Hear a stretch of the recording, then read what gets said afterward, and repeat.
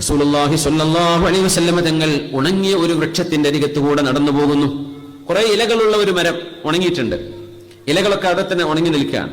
ഫദറബഹാ ബിഅസ്വാഹ്, അവിടുത്തെ കയ്യിലെ ഒരു വടി കൊണ്ട് നബി തങ്ങൾ സ്വല്ലല്ലാഹു അലൈഹി വസല്ലം തങ്ങൾ ആ മരത്തെ ഒന്ന് അടിച്ചു. ഫതനാഹറൽ വറഖു, എല്ലാ ഇലകളും താഴെ വീണു.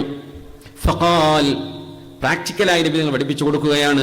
എന്നിട്ട് നബി തങ്ങൾ പറഞ്ഞു, ഇന്നൽ ഹംദുലില്ലാഹ്, തീർച്ചയായും അൽഹംദുലില്ലാ എന്ന് പറയുന്നത് വസുബ്ഹാനല്ലാഹി വലാ ഇലാഹ ഇല്ലല്ലാഹു വല്ലാഹു അക്ബർ എന്ന വചനങ്ങൾ ലതുസാഖിതു മിൻ ദുനൂബിൽ അബ്ദി കമാ തസാഖത വറഖു ഹാദിഹി അഷ്ജർ, ഈ വൃക്ഷത്തിന്റെ ഇലകൾ പൊഴിഞ്ഞു വീഴുന്നത് പോലെ ഒരു മനുഷ്യന്റെ തെറ്റുകൾ പൊഴിഞ്ഞു വീഴും.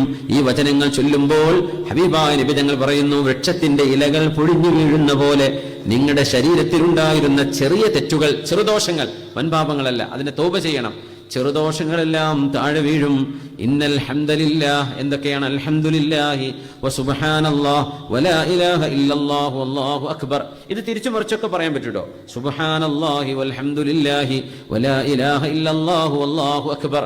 അത് എങ്ങനെയും പറയാം. അൽഹംദുലില്ലാഹി അല്ലാഹു അക്ബർ, സുബ്ഹാനല്ലാഹി വൽഹംദുലില്ലാഹ്, അങ്ങനെയും പറയാം. ഈ 4 കലിമത്തുകളെ സംബന്ധിച്ച് നബി സല്ലല്ലാഹു അലൈഹി വസല്ലം പറഞ്ഞു, അത് എങ്ങനെ അവലും ആഖിറും ആഖിർ അവലും പകുതിയിൽ ഇങ്ങോട്ടൊക്കെ പറയാം. ഈ 4 കലിമത്ത് വരണം. സുബ്ഹാനല്ലാഹി വൽഹംദുലില്ലാഹി വലാ ഇലാഹ ഇല്ലല്ലാഹു വല്ലാഹു അക്ബർ. ഇത് ചൊല്ലുമ്പോൾ നമുക്ക് എന്തെങ്കിലും പ്രയാസം തോന്നുന്നുണ്ടോ? എത്ര എളുപ്പമാണത് പറയാനല്ലേ. സുബ്ഹാനല്ലാഹി വൽഹംദുലില്ലാഹി വലാ ഇലാഹ ഇല്ലല്ലാഹു വല്ലാഹു അക്ബർ. ഇത് ആരെങ്കിലും ചൊല്ലുകയാണെങ്കിൽ അവരുടെ ദോഷങ്ങൾ താഴെ വീഴും, പൊഴിഞ്ഞു വീഴും. ഒരു വൃക്ഷത്തിൽ നിന്ന് ഇലകൾ പൊഴിയുന്ന പോലെ ആ ഉണങ്ങിയ വൃക്ഷത്തെ തട്ടിക്കൊണ്ടാണ് നബി തങ്ങൾ പറഞ്ഞത് സ്വല്ലല്ലാഹു അലൈഹി വസല്ലം.